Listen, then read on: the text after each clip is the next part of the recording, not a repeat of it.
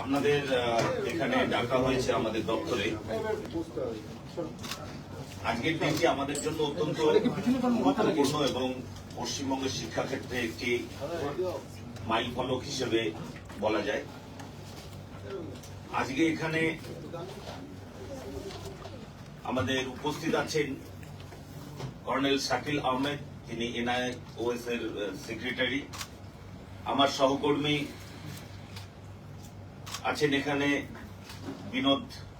বিনোদ কুমারজি আছেন, আমার সহকর্মী বিভু গোয়েলজি। মূলত এসপিডি সাহেব বিভু বাবুর সঙ্গে আমাদের শাকিল আহমেদ মহাশয়ের একটি মৌ স্বাক্ষরিত হলো। সেটা হলো এনআইওএস এ এতদিন পর্যন্ত আমাদের পশ্চিমবঙ্গ সমগ্র শিক্ষা মিশন যে আছে তাদের যোগসূত্র ছিল না, কিন্তু সেই যোগসূত্র আজকে স্থাপিত হলো। তো এতে বিশেষ কি হলো? বিশেষ বিষয়টা হলো যে এনইপি 2020 এবং রাইট টু এডুকেশনে যেটা বারবার বলা হয়েছে যে আমাদের কোনো ছেলে, অর্থাৎ ছেলে বলতে এখানে ছেলে মেয়ে সবই আপনারা বুঝবেন, আমাদের শিশুরা আর কি, তো তারা শিক্ষার বাইরে যেন না থাকে। কিন্তু তারপরেও আমরা দেখছি বিভিন্ন কারণে বর্তমান আর্থসামাজিক পরিস্থিতির পরিণত হলো শুধু নয়, অনেক সময় তারা বিদ্যালয়ের বাইরে চলে যায়। তো এই পরিবেশ থেকে, এই পরিস্থিতি থেকে তাদেরকে কি করে বিদ্যাঙ্গনে নিয়ে আসা যায় বা শিক্ষার পরিসরের মধ্যে নিয়ে আসা যায়, তার জন্য এনআইওএস খুব ভালো ব্যবস্থা করেছে। আমার কোনো বাচ্চা যদি কেরালায় গিয়ে সে এনআইওএস এ ভর্তি হয় বা সেখানে রেজিস্ট্রেশন করে, তারপরে তার পরিবার বা সেই বাচ্চাটি যদি কোনো কারণে উড়িষ্যায় চলে আসে, সে কিন্তু উড়িষ্যার সেন্টারে সে যে ভাষাতে সেখানে এন্ট্রি করেছিল সেই ভাষাতেই উড়িষ্যায় এসে সে পড়াশোনার সুযোগ পাবে। এই সুযোগটি এনআইওএস দিচ্ছে। তো সেই জায়গায় আমাদের যে মাইগ্রেটেড ওয়ার্কার বা লেবার যাই বলি না কেন আমরা, তারা যে বাইরে যাচ্ছে, তাদের বাচ্চারা বা কখনো কখনো সেই যারা যাচ্ছে তারা নিজেরাও তাদের পড়াশোনা সম্পূর্ণ করতে পারছে না, এবং তাদের মধ্যে অনেকেই আছে যারা পড়াশোনা করতে চায়, আরো সামনে এগিয়ে যেতে চায়। তাদের এগিয়ে যাওয়ার পথে যেন বিশেষ একটা স্কুল বা বিশেষ একটা বাড়ি সেটাই যেন তার অন্তরায় হয়ে না দাঁড়ায়, তার জন্য তাদের একটা বড় প্ল্যাটফর্মের আওতায় নিয়ে আসা যায়। তার জন্যই আজকের এই মৌ স্বাক্ষর। আগামীতে এটি প্রত্যেকটি শিশু যেন এখানে খুব সহজে এন্ট্রি নিতে পারে, তার জন্য আমরা অনুরোধ করেছি যে এর যে নেটওয়ার্ক সেটা প্রত্যেকটি গ্রামে যেন ছড়িয়ে পড়ে, তার জন্য বিশেষ ব্যবস্থার অনুরোধ আমরা করেছি। তারা আমাদের সঙ্গে সহমত পোষণ করেছেন যে তারা আগামী দিনে এর সেন্টারকে প্রত্যেকটি গ্রাম পঞ্চায়েত পর্যন্ত যাতে পৌঁছে দেওয়া যায়, তার জন্য তারা বিশেষ ব্যবস্থা নেবেন। এটাই হলো আজকের আমাদের মূল কর্মকাণ্ড। এবং সেখানে আমাদের যে মৌ স্বাক্ষরিত হলো, মৌ স্বাক্ষরিত এনআইওএস এর পক্ষে মৌ স্বাক্ষর করেছেন কর্নেল শাকিল আহমেদ মহাশয়, এবং আমাদের ইডিএসএসএম এর পক্ষে স্বাক্ষর করেছেন বিভু গোয়েল মহাশয়। আপনাদের যদি কিছু থাকে।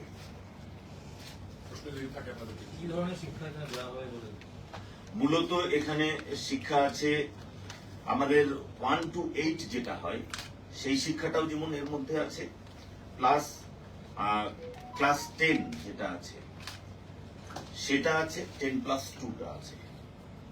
স্কুলের সমস্ত শিক্ষা দিতে হবে। এখানে ব্যাপারটা হচ্ছে এখানে ছাত্ররা কিন্তু নিজের পেসে শিখতে পারে। মানে যারা স্কুলে যেমন হয় 1 বছরে করতে হয়, এখানে তারা যে আছে চাইলে তাতে কম সময় করতে পারে, চাইলে তার থেকে বেশি সময় করতে পারে। They can have different pace, flexibility. সময়ের কোনো নির্দিষ্ট 5 বছরের মধ্যে করতে হবে। এখান থেকে মাধ্যমিক হায়ার সেকেন্ডারি পুরোটাই পাস করতে হ্যাঁ, মাধ্যমিক হায়ার সেকেন্ডারি পুরোটাই পাস করতে পারবে। এবং শুধু তাই নয়, এনআইওএস ভারতবর্ষের যে কোনো ইউনিভার্সিটি, যে কোনো ইনস্টিটিউট, যে কোনো সরকার, যে কোনো কোম্পানি প্রত্যেকের দ্বারা এটা স্বীকৃত। এটা যেমন আমাদের পশ্চিমবাংলায় যেমন মাধ্যমিক বোর্ড আছে, হ্যাঁ। ফ্যাসিলিটি কাউন্সিল আছে, যেমন সিবিএসসি আইসিএসসি আছে, যেমন অন্য রাজ্যের যে বোর্ডগুলো আছে, এটা তার সমতুল্য একই level। এবং সেক্ষেত্রে একটা জিনিস, সেক্ষেত্রে এখানে যেমন পড়াশোনাটা বিনামূল্যে ছিল, এটাও কিছু সেটা একই জিনিস হলো। 19 বছর পর্যন্ত সেটা বিনামূল্যে আছে, তারপরে যারা আছে তাদের জন্য খুব সামান্য পরিমাণ অর্থ ধার্য করা আছে। এটা উচ্চ মাধ্যমিক অব্দি বিনামূল্যেই হচ্ছে। না, আর এটা হচ্ছে ধরুন আমি যদি ক্লাস 10 শুরু করতে এখন চাকরি করছি এখন না, ধরুন 50 বছরের বয়সে আমি যদি করতে চাই তাহলে আমি আমাকেও পয়সাটা দিতে ও হবে, আচ্ছা আচ্ছা, তখন ফিসটা দিতে আচ্ছা হবে। আচ্ছা, 19 বছর। 19 বছর বয়স। 19 বছর পর্যন্ত তাকে কিছু দিতে হবে, সেটা এসএসএন থেকে দিয়ে দেওয়া হবে, রিম্বার্স দেওয়া হবে। বাইরে একটা প্রশ্ন করি, এর ভিতরের প্রশ্নগুলো আগে হয়ে যাক, যদি ভিতরের কোনো প্রশ্ন ভিতরে আর থাকে। কোনো প্রশ্ন নেই, আমাদের বাইরে কিছু প্রশ্ন আছে। বাইরের প্রশ্ন আছে না? না এনআইওএস স্কুল ড্রপ আউট কিভাবে কমাতে সাহায্য করে? স্কুল ড্রপ আউট কিভাবে কমাতে সাহায্য করে? এনআইওএস স্কুল ড্রপ আউট কমাতে সাহায্য করবে। এনআইওএস মানে স্কুল ড্রপ আউট হয়ে গেল, হয়ে যাওয়ার পরে সেই বাচ্চাটি যদি নিজেকে শিক্ষিত করতে চায় এবং আমরাও যদি তাদেরকে ট্র্যাক করতে পারি, তাহলে আমরা এনআইওএস এর মধ্যে নিয়ে আসবো। এনআইওএস এর পাঠ্যক্রম যেহেতু প্রতিদিন স্কুলে নির্দিষ্ট সময়ে যেতে হবে, নির্দিষ্ট কারিকুলামের মধ্যে থাকতে হবে, এরকম যেহেতু নির্দিষ্ট কিছু নেই, সে নিজের কাজকর্ম করে সে এখানে পড়তে পারবে। সেই কারণে আমরা ভাবছি যে সেভাবে যারা পড়তে চায় তারা এখানে সুযোগ পাবে। তার মধ্য দিয়ে কি হবে, সে এই যে ড্রপ আউট যাদের আমরা বলছি তারাও শিক্ষিত হয়ে উঠতে পারবে। মানে ধরুন প্রথাগত যে শিক্ষা আর এনআইওএস বাড়তি যে কারিকুলাম, তার মধ্যে ক্ল্যাশ হবে না? কোনো ক্লাস নেই। না, আপনার বুঝতে পেরেছি যে হচ্ছে যে ছাত্র বা যে ব্যক্তি কোনো কারণে ধরুন প্রথাগত শিক্ষাতে করতে পারছে না, ধরুন যে সে মাইগ্রেট করে গেল নতুন জায়গায়, তো আপনি তো 6 মাসে স্কুল করতে পারবেন না। এনআইওএস হচ্ছে যে আপনি যেখানে গেলে সেখানে করতে পারেন। স্কুলের যে আছে একটা এজ স্পেসিফিক থাকে, ঠিক আছে? একটা ক্লাসে যে একই এজে বাচ্চা থাকবে, এখানে যে আছে you can join at any age. স্কুলের একটা ফিক্সড পেস থাকে, আপনাকে ওই টাইমের মধ্যে ওই সিলেবাস এগুলো করতে হয় যে আছে। এখানে সিলেবাস মোরালেস সমতুল্য, কিন্তু পেসটা অ্যাজ পার ইউর ফ্লেক্সিবিলিটি। এখন দেখুন আপনার কাছে অনেকগুলো ডিজিটাল লার্নিং যেটা হয়েছে, লোকেরা কোর্স করে, সেটা যেসে you do at your own pace. এই ফ্লেক্সিবিলিটিটাই হচ্ছে যেটা, যে ফ্লেক্সিবিলিটি অভাবের জন্য যে লোকরা স্কুল থেকে ছাড়া যেত তাদেরকে টার্গেট করে আমরা যে 100 লোককে কভার করতে পারবো। বলছি এটা তো আগে থেকে ছিল, আগেও ছিল। মানে আমাদের ওয়েস্ট বেঙ্গল পশ্চিমবাংলায় আজকে এমওইটা হলো, মানে এই এমএলটা হওয়ার প্রয়োজন কি? আগে তো ওপেন স্কুলে একদম ওপেন স্কুলিং যেটা আমাদের এখানে ছিল বা আছে, সেটা শুধু পশ্চিমবঙ্গের উপরেই ছিল, সেটা পশ্চিমবঙ্গের বাইরে কেউ অ্যাভেল করতে পারতো না। অর্থাৎ আমি কুচবিহারে আছি বা আমি আজকে দক্ষিণ 24 পরগনায় আছি, আমি এখান থেকে যদি গুজরাটে চলে যাই আমি ওইটা অ্যাভেল করতে পারবো না। এটার সুবিধা হলো আমি আজকে দক্ষিণ 24 পরগনায় রেজিস্ট্রেশন করলাম, করার পরে আমি আমার কোনো কারণে আমি দিল্লি চলে গেলাম, দিল্লিতে গিয়ে যে এনআইওএস সেন্টার আছে সেখানে আমার এই রেজিস্ট্রেশনেই কাজ হবে এবং সেখানে আমি পরীক্ষা দিতে পারবো। বাংলা থেকে ভাষাটাই শিফট করা যাবে। স্কুলই নাই, এটা ওপেন স্কুল। না, ওই যে ধরুন এখানে কেউ স্কুলে পড়ে, ক্লাস 3 তে পড়ে, তার বাবা মাইগ্রেট ওয়ার্কার, সে পায় না সে যদি শিফট করে, না না না, এখানে যে স্কুলে পড়ছে সে এটাতে করতে পারবে না। যে স্কুল ছুট হয়ে গেছে, স্কুলে পড়তে পারছে না, সে এখানে রেজিস্ট্রেশন করবে। না স্যার, এখানে একটা জিনিস ক্লারিফাই হওয়া প্রয়োজন। ধরুন ক্লাস 3 পর্যন্ত এখানে পড়েছে, হ্যাঁ। তারপরে গুজরাট গেল, হ্যাঁ। এবার সেখানে কি সে হয়তো এই পার্টিকুলার কোনো স্কুলে না ভর্তি হয়ে এনআইওএস এ ভর্তি হলো, হ্যাঁ। তাহলে 4th থেকে তো কন্টিনিউ করতে পারবে। হ্যাঁ, একদম, yes। মানে আমি সেটাই বলছি যে স্কুল থেকে অন্য জায়গায় গিয়ে ওপেন স্কুলে গিয়ে। মানে স্কুল বাচ্চাদেরকে তো স্কুল ছুট তো এবার দরকার স্যার, এরকম একটা কথা আছে, আমি এসএলএসটি 2016 ক্ষেত্রে তো দুর্নীতি ধরা পড়েছিল পূর্বতন সরকারের আমলে, সেটা নতুন করে রিক্রুটমেন্ট ভিতরে আর কিছু নাই তো এর ভিতরে, বাইরে যাবো। বাইরে যেতে হবে নাকি? ঠিক, ঠিক।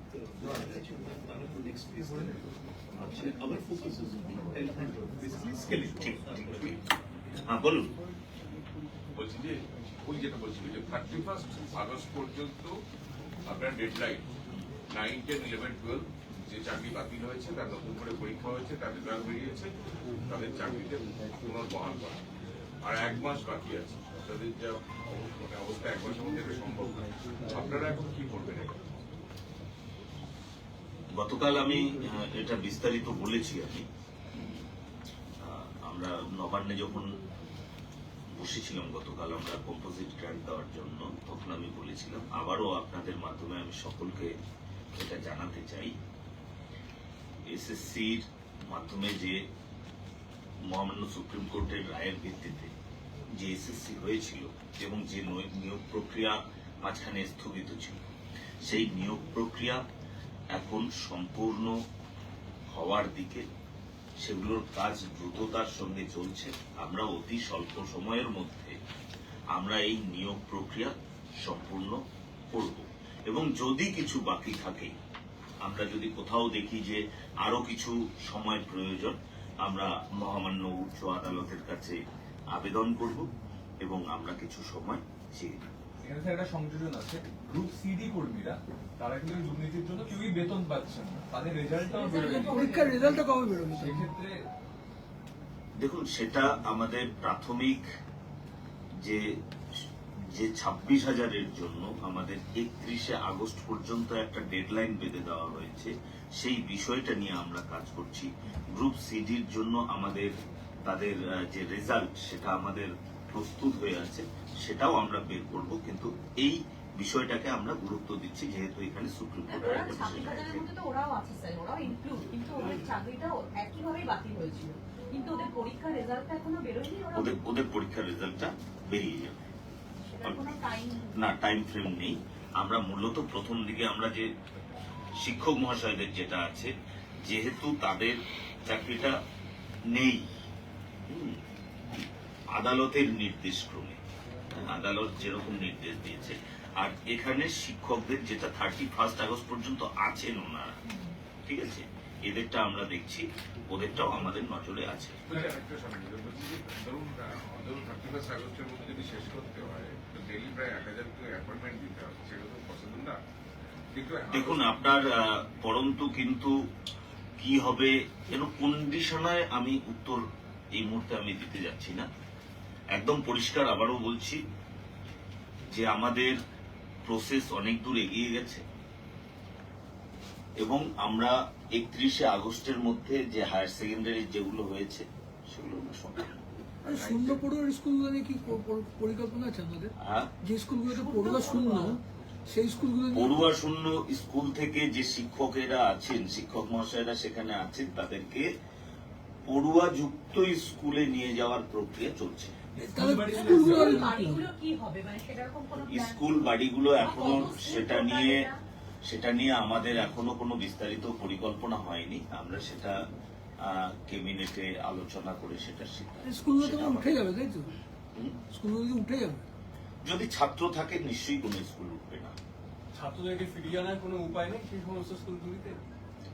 সেই বিষয়টাও ভাবনা চিন্তার পর্যায়ে আছে। এবং একটা পরিকল্পনার কথা শোনা যাচ্ছিল সরকারি তরফে যে সিলেবাসের ক্ষেত্রে আপনারা বদল আনছেন অনেক, এবং সিলেবাস কমিটিও তৈরি হয়েছে, যেমন সিঙ্গুরের মতো বিষয় না রাখা বা শ্যামাপ্রসাদ মুখোপাধ্যায়ের বিষয়টাকে আনা, এই বিষয়ে কোনো ডিসিশন নিয়েছেন আপনারা বা কোনো পরিকল্পনা নিয়েছেন? এই বিষয়ের উপরে যেটা হয়েছে সেটা আপনি বললেন যে সিলেবাস কমিটি তৈরি করা হয়েছে। সিলেবাস কোনো স্ট্যাটিক বিষয় নয়। সিলেবাস হলো সেই ছাত্রছাত্রীদের আজকের উপযোগী করে গড়ে তোলার এবং সামনের দিকে দৃষ্টি রেখে গড়ে তোলার জন্য যে ধরনের সিলেবাস প্রয়োজন সেটাই করতে হয়। তো সেই কারণে মাঝে মাঝে এই ধরনের সিলেবাস কমিটি এবং রিভিউ কমিটি তৈরি হয়ে থাকে। তো সেরকমই একটি তৈরি হয়েছে। তারা একটা দীর্ঘমেয়াদী পরিকল্পনা করে এগোচ্ছে।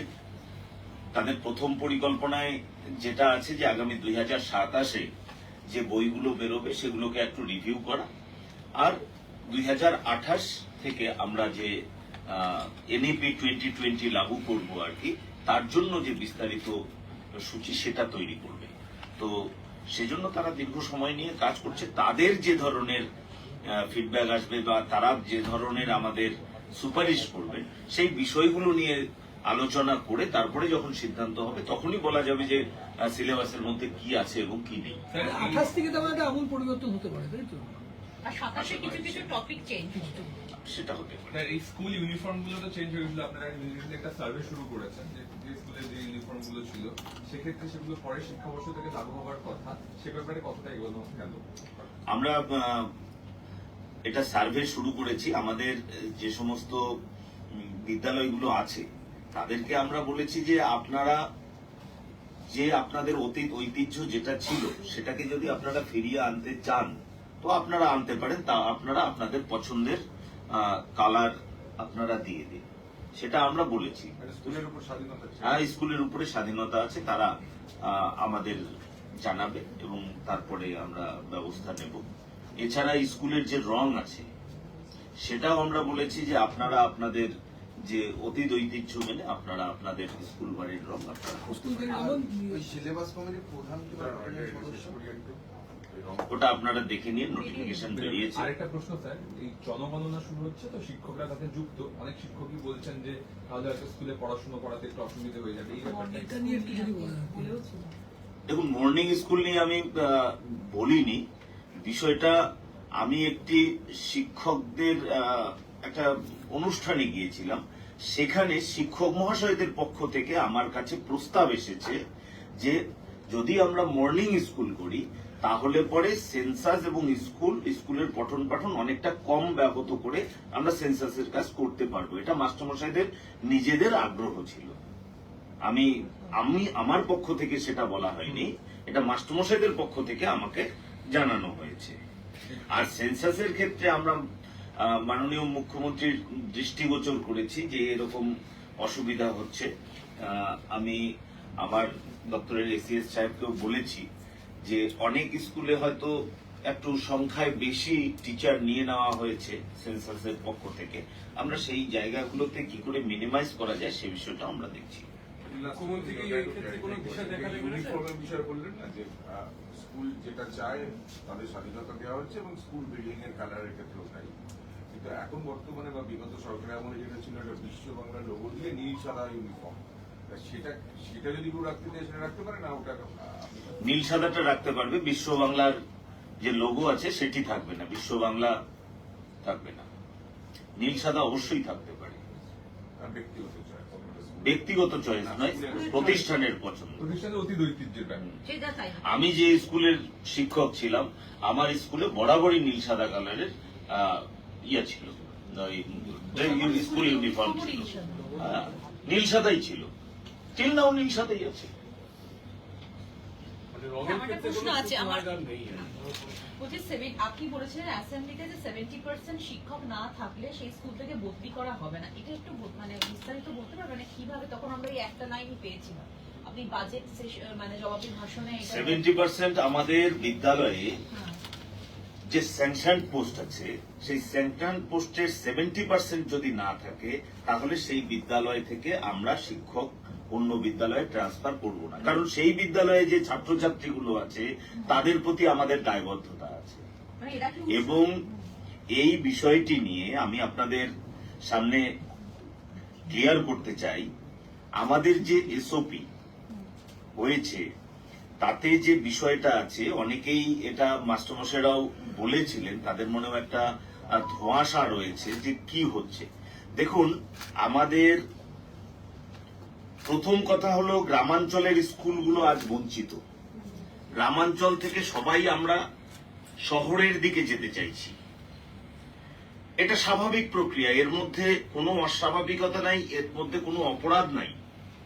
কিন্তু কি হচ্ছে, অনৈতিকভাবে কিছু বদলির ফলে আমাদের গ্রামাঞ্চলের বিদ্যালয়গুলো আজকে ধুঁকছে এবং গ্রামাঞ্চলের ছাত্রছাত্রীরা কিন্তু বঞ্চিত হচ্ছে।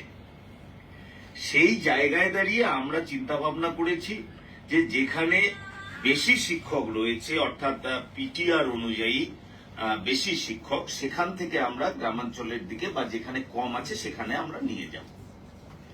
প্রথমত, মাস্টারমশাইরা যে সময়ই নিযুক্ত হয়ে থাক না কেন আমরা মাস্টারমশাইদের মাস্টারমশাই হিসেবেই দেখছি।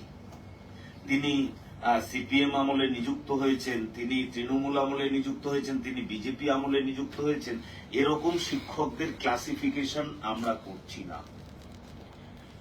আমরা জানি শিক্ষক মহাশয়রা অত্যন্ত দায়িত্বশীল এবং তারা দায়িত্ব নিয়ে বিদ্যালয়গুলোতে যথাযথভাবে পঠন পাঠন করান বলেই আজকের দিনেও সমাজে কিন্তু শিক্ষকদের যেমন মর্যাদা রয়েছে, একই সঙ্গে সঙ্গে আজকে ছাত্রদের মধ্যেও কিন্তু একটা উন্নতি আমরা দেখতে পাচ্ছি।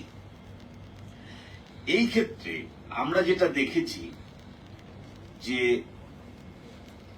বিভিন্ন সময় যে কমিশনগুলো হয়েছে, সেই কমিশনগুলো বারবার বলেছে যে বিদ্যালয়ে শিক্ষক শিক্ষিকারা যদি বাড়ির পাশাপাশি জায়গা থেকে যেতে পারে এবং তাদের মানসিক স্বাস্থ্য যদি সুদৃঢ় হয় বা সুস্থ হয়, তাহলে পরে তারা ভালো তাদের ছাত্রছাত্রীদের সেরাটা তারা দিতে পারে। তো সেই দিকে দৃষ্টি রেখে আমাদের দপ্তর থেকে ঠিক করা হয়েছে যে যারা অল্প বয়সী শিক্ষক তাদেরকেই উদ্বৃত্ত বিবেচনা করে, অন্যকেই ভাবছেন যে আমি অল্প বয়সে চাকরি পেয়েছি বলে আমাকেই অন্যত্র যেতে হচ্ছে। শিক্ষকরা মানে তারাও মানুষ, তো তাদেরও বয়স যখন বাড়তে থাকে ধীরে ধীরে একটা বয়সের পরে আমাদের সক্ষমতা ধীরে ধীরে কমতে থাকে। তো এই বেশি বয়সে কাউকে যদি জবরদস্তি 40 কিলোমিটার মোটর সাইকেলে যেতে হয় 50-55 বছর বয়সী কোনো শিক্ষক মহাশয়কে, স্বাভাবিকভাবেই তার পক্ষে কিন্তু বিদ্যালয়ে গিয়ে সেরাটা দেওয়া সম্ভব নয়, যেটা একটা 25 বছর বা 30 বছরের শিক্ষক মহাশয়ের পক্ষে সম্ভব। সে কারণেই আমরা বয়সটাকে বিবেচনায় রেখেছি। একদল বলছিলেন যে যারা পরে জয়েন করেছেন চাকরিতে বা সেই স্কুলে, তাদের উদ্বৃত্ত ঘোষণা করা হবে। এবারে ধরুন কোনো একজন মাস্টারমশাই 50 বছর বয়সে সে ট্রান্সফার নিয়ে তার বাড়ির পাশে কোনো একটি বিদ্যালয়ে এসেছেন, এবারে 2 বছর হলো তিনি জয়েন করেছেন, তিনি যেহেতু সেখানকার জুনিয়র, তাকে আবার পুনরায় বদলি করে দেওয়া হলো। সেই মাস্টারমশাইয়ের মানসিক অবস্থা কি হবে এবং তার পারিবারিক অবস্থা কি আছে সেটা বিবেচনা করা আমাদের প্রয়োজন কিনা আপনারা বিবেচনা করবেন। আরেকটি ক্ষেত্রে বলা হয়েছিল যে যিনি পরে চাকরিতে যোগদান করেছেন তাকে উদ্বৃত্ত ঘোষণা করা হোক। এবারে যিনি মনে করুন 21 বছর বয়সে চাকরি পেয়েছেন আর একজন 35 বছর বয়সে চাকরি পেয়েছে, এবারে 35 বছর বয়সে যে চাকরি পেয়েছে, আমরা স্বাভাবিক চিন্তা ভাবনায় আমরা ধরে নিতে পারি যে তার বাবা মা আরো বেশি বৃদ্ধ হয়েছে, তার পারিবারিক চাপ আরো বেশি বৃদ্ধি হয়েছে। তো সেক্ষেত্রে তার পক্ষে যতটা সম্ভব 21 বছরে যে চাকরি পেয়েছে, হোক না সে একটু ট্রাভেল করে তার সেরাটা সে দিতে পারবে, ততটা কিন্তু 35 বছরের মাস্টারমশাই পারবেন না। তার শারীরিক সক্ষমতা, কেউ কেউ আছেন নিশ্চয়ই যাদের শারীরিক সক্ষমতা মানসিক সক্ষমতা অত্যন্ত প্রবল, আমরা সেই বিষয়টাকে এক্সেপশনটাকে ধরছি না। সেই কারণেই আমরা বারবার এই বায়োলজিক্যাল এজ বা তার বয়স, এটাকে আরেকটি বিষয় রয়েছে, সেটি হলো যে যাদের আজকে আমরা ট্রান্সফার করছি, আমরা আজকে যাদের অ্যাডমিনিস্ট্রেটিভ গ্রাউন্ডে এই রেশনালাইজিং এর জন্য ট্রান্সফার করছি, তাদের কিন্তু এটাই একমাত্র ট্রান্সফার নয়, এরপরে তারা কিন্তু আমাদের কাছে ট্রান্সফার চাইতে পারে। যেহেতু এই ট্রান্সফারটা আমরা করছি, সে কারণে তার যে ট্রান্সফার পাওয়ার যে একটা জায়গা রয়েছে সেটা কিন্তু বন্ধ হয়ে গেল না। তারা পুনরায় আমাদের কাছে আবেদন করতে পারেন এবং আমাদের যে নিয়ম কানুন আছে সেগুলোর মধ্যে যদি তার আবেদন পড়ে, তিনি নিশ্চয়ই পরবর্তীতে তার বাড়ির কাছে আসবার সুযোগ পাবেন। এটা আমাদের বর্তমান পদ্ধতি, এটা তৈরি করা হয়েছে মূলত প্রাথমিক বিদ্যালয়ের ক্ষেত্রে। আপনাদের মাধ্যমে জানাতে চাই, আপনারা নিশ্চিত থাকুন, আপনাদের প্রত্যেকের প্রতি আমাদের আস্থা ভরসা আছে এবং পরবর্তীতে যারা বিভিন্ন জেলায় রয়েছে, নিজের জেলা ছেড়ে, তাদেরকেও আমরা আমাদের প্রক্রিয়ায় রাখছি এবং এটা আমাদের স্মরণে আছে, আমরা তাদেরকেও নিজ জেলায় ফিরিয়ে দেব। Thank you. সরকার থেকে ঘোষণা করা হয়েছিল যে বিভিন্ন জায়গায় বন্দে মাতরম গান লিখে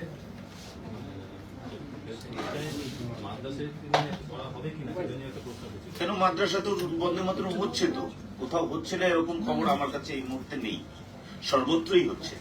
ঠিক আছে, সকলকে ধন্যবাদ। এটা কি প্রাথমিক স্কুলের জন্য না হ্যাঁ, মূলত প্রাথমিক স্কুলের জন্য। আর বয়সের কোনো কি রেখেছেন যে 50 হলে পরে বদলি হবে না, এরকম কোনো ক্রাইটেরিয়া কি আছে মানে যেটা আপনি না, এখনো করা হয়নি, সেটা কি হবে মানে সেটা ভাবনা চিন্তা আছে, আমাদের ওরকম জায়গায় যাবে না।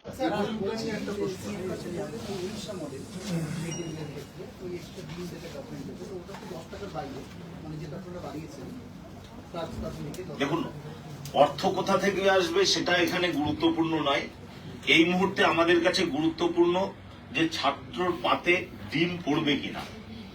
মাননীয় মুখ্যমন্ত্রী আমাদের এটা নিশ্চিত করে দিয়েছেন এবং আমাদের বাংলার যারা আমরা স্বঘোষিত ডায়েটিশিয়ান ছিলাম, যারা আমরা বারবার বলেছি ডিম না হলে পরে আমাদের শিশুরা একদম অত্যন্ত দুর্বল হয়ে পড়বে, তাদের জন্য এটা সুখের খবর যে আমরা ডিম দিচ্ছি। আপাতত আমরা এটা খোঁজ বন্ধ রাখি যে কোথা থেকে আসছে, কিভাবে আসছে।